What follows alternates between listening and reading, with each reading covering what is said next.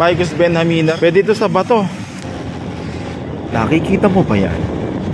Kung hindi, lumalabo na naman ang iyong mata. Wala ka na naman kasing pera. Balikan man ang hirap, luha Lahat, ito ang paborito kong desisyonan. Ito naman tayo napadpad ngayon sa Marikina. Ayan o.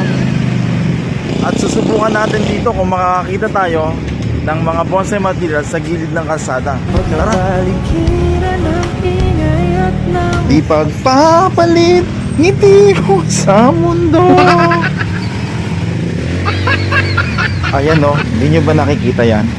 Hindi ko alam kung sa video ay nakikita, pero sa actual ay kitang kita yung mga nasa gilid ng pader na yan. O, isis nga lang yan, pero quality na eh. Kasi sa totoo lang, yung size na 2 inches, 4 inches, 6 inches, pasok na pasok siya. Yung pinaka base kasi triangular, no? Ganda nun sana, kaya lang traffic dun eh.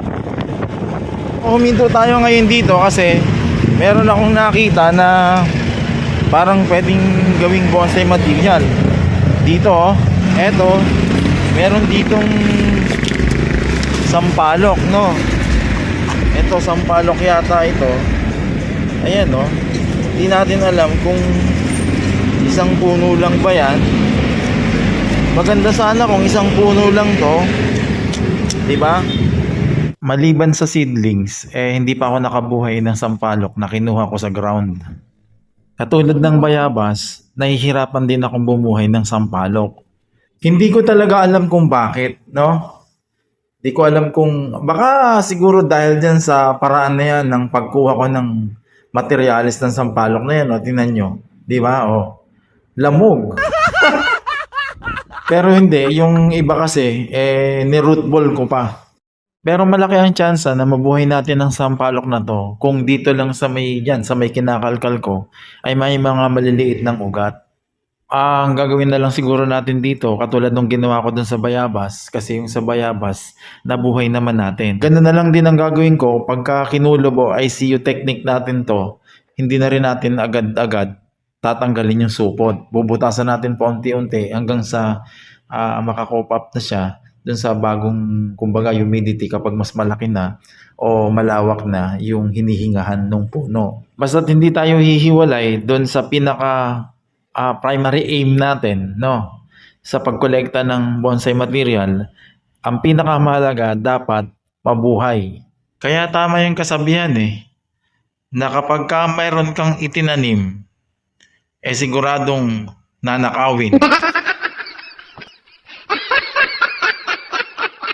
Malakas ang pakiramdam ko na mabubuhay natin to.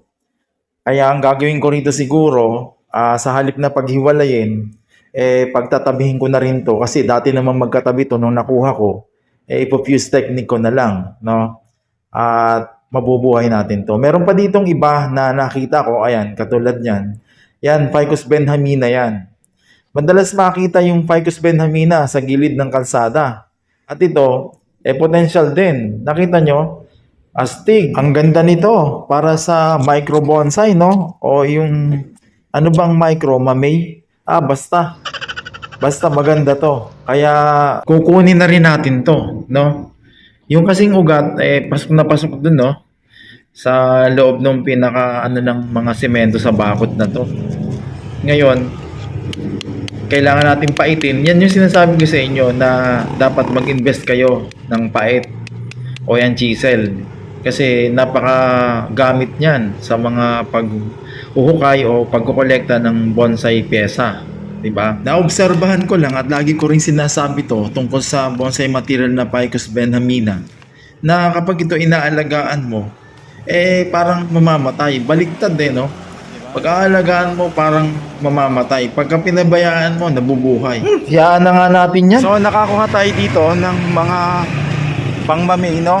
Na mga bonsai material. At ito pa, tingnan nyo. Nagsama-sama na sila lahat. Ito. Diba? Ayan, no? Okay din, diba? Madali namang makilala yung kinukuha kong yan. Isis yan, yung ginagamit na pangkuskus ng kaldero.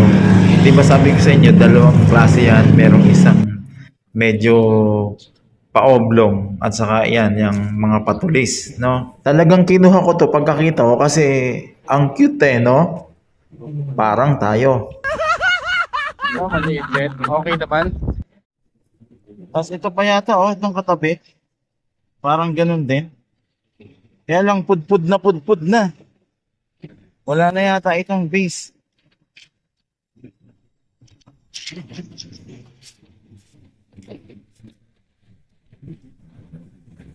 Wala pa yan. Pampalaki pa yan.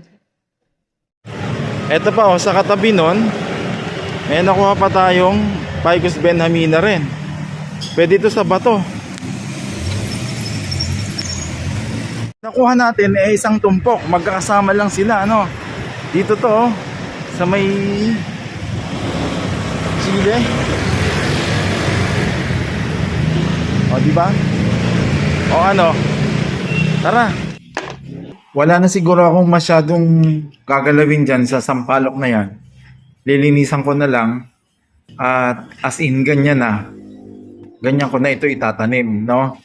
Kasi nag-aalala ako kung uubusin natin yung mga sanga nito, baka matulad to dun sa mga dati kong ginagawa na pagtatanim ng sampalok na hindi nabubuhay. Ang importante siguro, naka-follow ka at naka-subscribe ka. No? At saka back to basic muna tayo. Bubuhayin muna natin yung bonsai materials. Tapos, pag nabuhay na, saka natin tingnan kung anong mas appropriate na bonsai style na para sa kanya. Yung ganitong isis, dati na ako nagkaroon nito ng mga nag-uumpisa pa lang ako mag-bonsai. Napansin ko kasi, maganda rin talaga ang structure ng katawan ng isis. Lalo na yung mga laging pinuputol. Hindi ko nga pala na-videohan pero nakapulot ako ng bato sa gilid din o sa tabi ng highway. Ayan o. Tama-tama, yung nakuha kong Ficus benhamina, nakatabi ng maliit na isis na yon, ikakapit natin dyan sa bato. Makikita natin ngayon kung anong ganda merong ibubuga ito. Alam nyo ba, yung ganitong style ng rock clasping, para sa akin na proven ko na magandang estilo para yung ugat ay kapit na kapit sa bato. Kasi logically, iniisip mo, talagang kapit na kapit yan, no? 'Di ba? Mahigpit yung pagkakatape. Ang iingatan nyo lang dito, yung mga ugat, wag masyado mabugbog, no?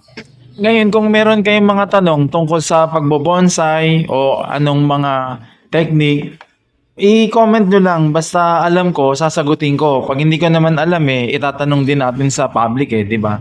At kung nakarating ka rin sa parte na to ng video, napakatindi mo. Hindi ka na nababagay sa mundo ng mga tao. Sa mundo ka na ng mga balite. Hindi, kasi kaya ko sinabing napakatindi mo ay napagtiyagaan mo ang videong ito at nagpapasalamat ako sa iyo at sa lahat ng mga sumusuporta at lahat ng mga nagla-likes, nagsishare, lahat ng mga nagsisave, no? Lahat ng mga nagpa-follow, nagsusubscribe.